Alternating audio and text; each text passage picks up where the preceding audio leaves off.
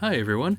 I'm finally doing this video that I said I would do, The Lost Season 27. Well, it's not so much lost as unmade. But let's take a look into what may have been. In an alternate dimension, a dimension not only of sight and sound but of mind, a journey into a wondrous land of imagination, where the classic series of Doctor Who lived beyond the end of the 1980s.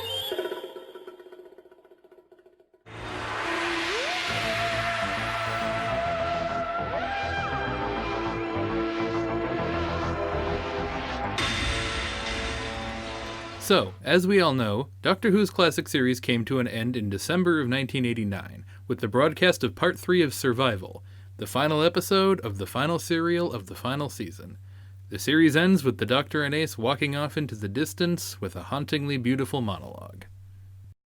The reasons for Doctor Who's cancellation are complicated and beyond the scope of this video, but let's just say the writing had been on the wall for some time before the series was finally axed for good. That said, even though the show had perpetually been on the ropes for its last few years, the production staff did have plans in motion for the following year, just in case they somehow got renewed for 1990. Unlike the cancelled Season 23, which I covered last time, the plans for Season 27 were a lot more broad and vague. The original Season 23 actually had many of its scripts completed, but Season 27 doesn't really have that benefit. So things in this video might not be quite as factual and more based on secondhand information or speculation. Writer Ben Aaronovitch, whom I'll be mentioning a lot in this video, describes the plan for Season 27 as simply a collection of scenes we wanted to see. A lot of the information about Season 27 first came to light from an article published in Doctor Who magazine's August 1997 issue titled 27 Up. The article is presented in a pretty unorthodox way, in that it's actually written like it's a factual article from an alternate universe where Doctor Who continued beyond Season 26 and even 27 into Season 28. This hypothetical season featured a new incarnation of the Doctor played by accomplished British actor Richard Griffiths. Of course, the article then follows up from a real-world perspective describing the actual facts of what Season 27 would have been.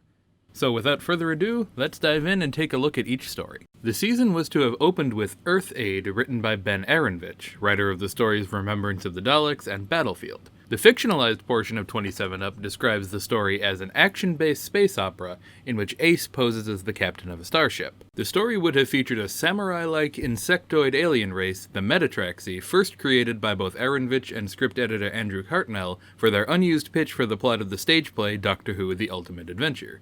And yes, I know I really have to get around to making a video about that.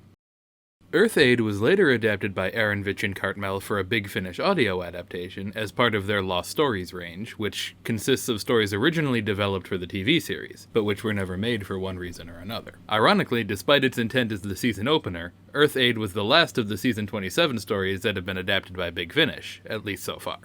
The season's second serial was going to be Ice Time, written by Mark Platt, writer of Season 26's Ghostlight. The story was going to feature two rival factions of ice warriors battling it out for supremacy in 1960s London. Why does that ring a bell? Regardless, this serial also was going to feature the departure of Sophie Aldred as Ace, who leaves to become a Time Lord at the Prydonian Academy on the Doctor's recommendation. It also would have seen the introduction of a new recurring character, the retired mobster Sam Tollinger. Through him, Ice Time would have led directly into the following story, Crime of the Century. I'll get to that in a moment, however.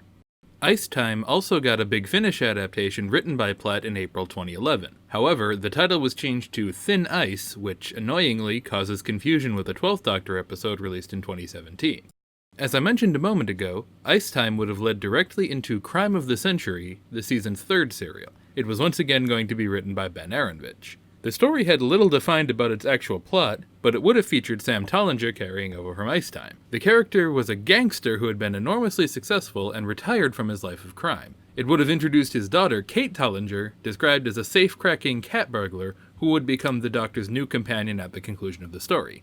Her father and his criminal cohorts would become recurring supporting characters, similar to the Brigadier and the unit staff. The story's opening scene was to have shown Kate at an upper-class garden party, only for her to sneak into the house, locate the safe, and crack it open. The Doctor would then emerge from the safe and ask, "What took you so long?" But beyond that, Aaronovitch confesses to having nothing else in mind for the plot of the story. Even so, he later apparently fleshed it out enough to adapt it for Big Finish like all the other stories so far.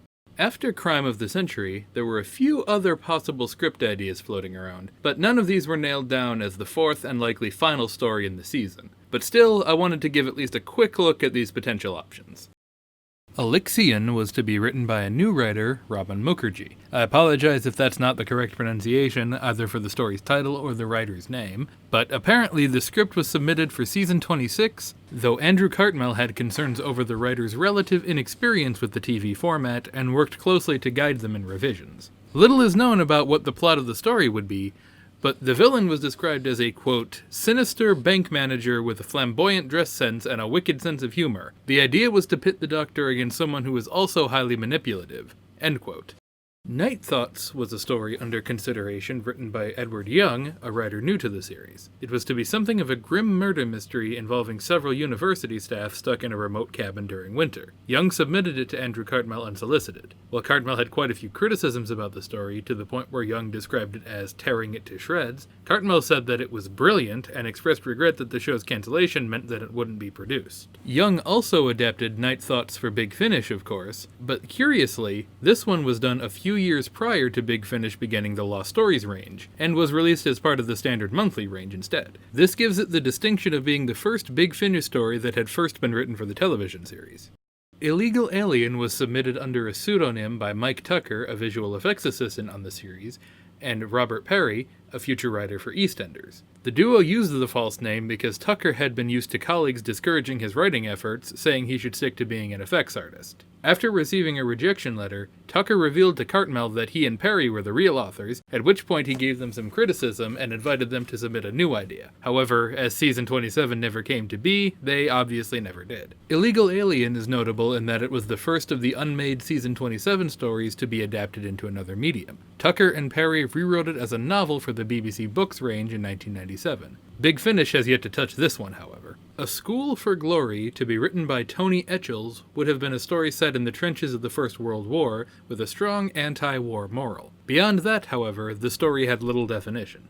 Finally, there's Avatar, written by David A. McKinty. He described it as an Evil Dead-inspired story, with toned-down violence, of course, dealing with a race of alien body snatchers. Though he got as far as finishing the script for the first episode, McKinty jokes that he's glad it never got made, because he considered it, quote, crap, and that he'd never work again.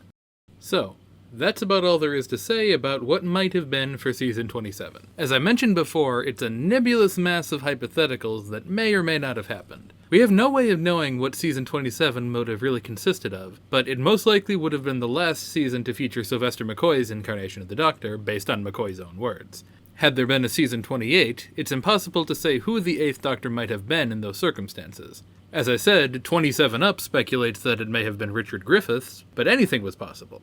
Do you have any great ideas as to who would have made a good 8th Doctor for 1991? Let me know in the comments below. This video ended up way longer than I thought it would be, but I think it was all interesting info to speculate on. I hope you enjoyed it too, and I hope you have a great day.